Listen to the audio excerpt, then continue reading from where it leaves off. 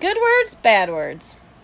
I've never met a dog who didn't get a big old grin on his kisser when the word walk slipped into the conversation. Dogs understand more than you think. The Nature Channel says we're about as smart as the average human toddler. 2 years old? My fuzzy rump. We're a million times brainier than some babbling rugrat. There was a dog on that Man's Best Friend show who supposedly understood like 1,000 human words. Border Collie, I think. Those guys need to switch to decaf. The narrator was gushing about this wonder dog, and I'm like, well, duh, Brainiac, of course we understand people. Not everything, mind you, and some of us are more attentive than others. Depends a lot on just how interesting the human beings happen to be. Certain words will tell you will really cause our ears to perk up. The classics: treat, walk, frisbee, bacon. And don't forget the swear words: vet, bath, fireworks, vacuum cleaner. We always hear those. Clock versus moon. Julia and I wait in front of the door while George says his goodbye to Sarah. I think maybe the hardest thing for me about being domesticated, a pet if you insist, is that I can't control my own schedule. If I had my way, I'd be hanging out with Ivan and Ruby all day, every day. Unfortunately, humans love their clocks. Dogs, we use the sky to tell us time, like any sensible creature would. Sky says it all. Sky says dawn, time to eat, it's noon. Time to eat, it's afternoon. Time to eat, it's dusk. Time to eat, it's midnight. Time to eat. Point is, it's always time to eat. Dogs have a thing for the moon, too, like wolves and coyotes and our other relatives. No calendar for us. The moon looks like a claw. Moon looks like half pancake. Moon looks like a tennis ball. Moon looks like a claw again. A chunk of time has passed. But humans, nope, that's not enough. It's not a chunk, it's a month. It's not just dawn, it's 6:32 a.m. on Thursday. And boy, oh boy, we'd better hurry up and go to school or the office or change the baby, but gives a woof about feeding the poor, starving, sad-eyed, grumbling, tummy dog. After a spell, I got used to coming and goings of Julia and her mom and dad, but it keeps changing. Julia leaves early for school and is gone most of the day. She returns home and excited and energized. Good sense mostly, but every now and then she comes back smelling a little like me after a visit to the dog trainer. Battle, weary, and ready to crawl under the covers. Sarah, who is pretty sick for a while, is feeling fine again, thank goodness. But when back to work, and she's away all day. And George, who has a job at Ivan's place, works 5, sometimes 6 days a week. This means it's just me and the guinea pig, and a lot of the time, and I have a doggy door, an outside run, but it's not the same as touring the neighborhood with your person.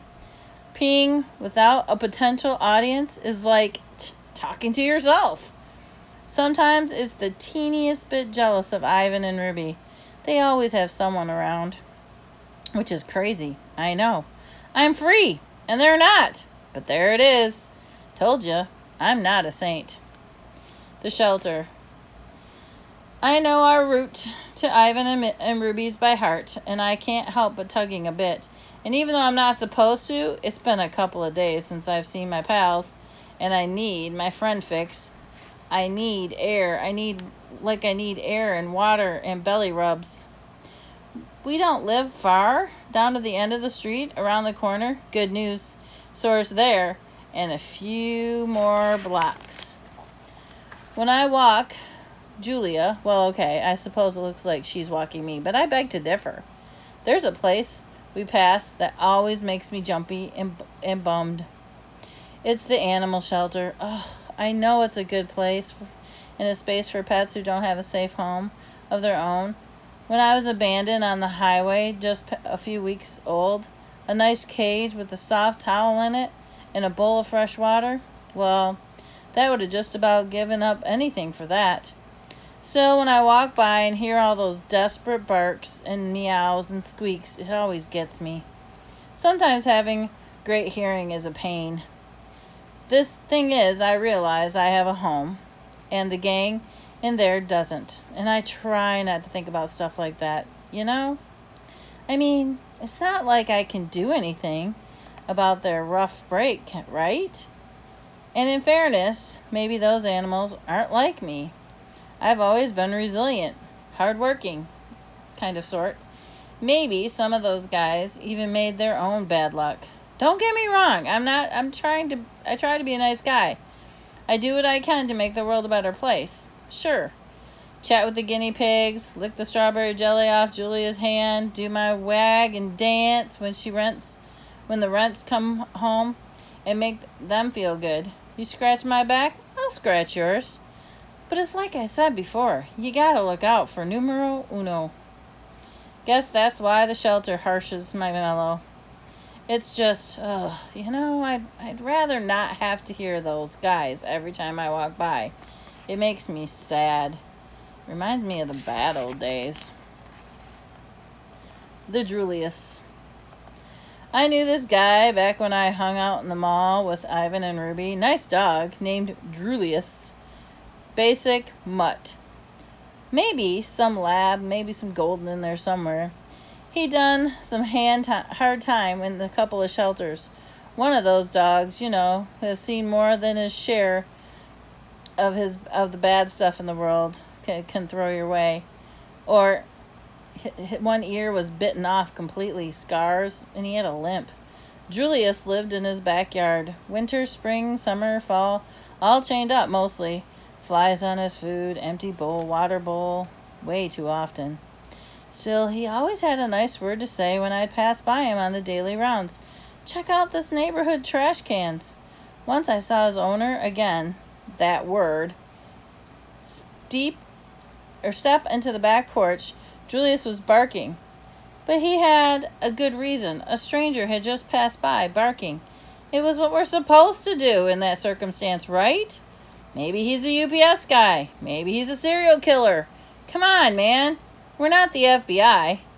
So anyways, the owner comes out, a big guy, mean looking, gave Julius a hard kick with his boot and yelled, "Shut up, you fool!"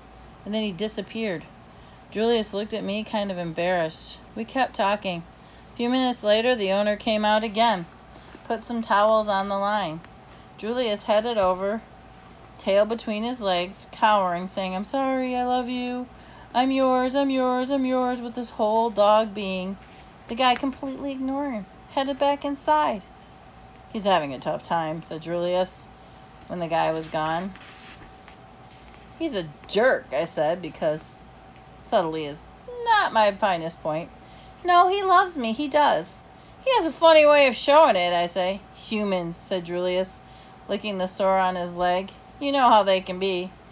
Do I ever. But we gotta stay true. We gotta love him and forgive him.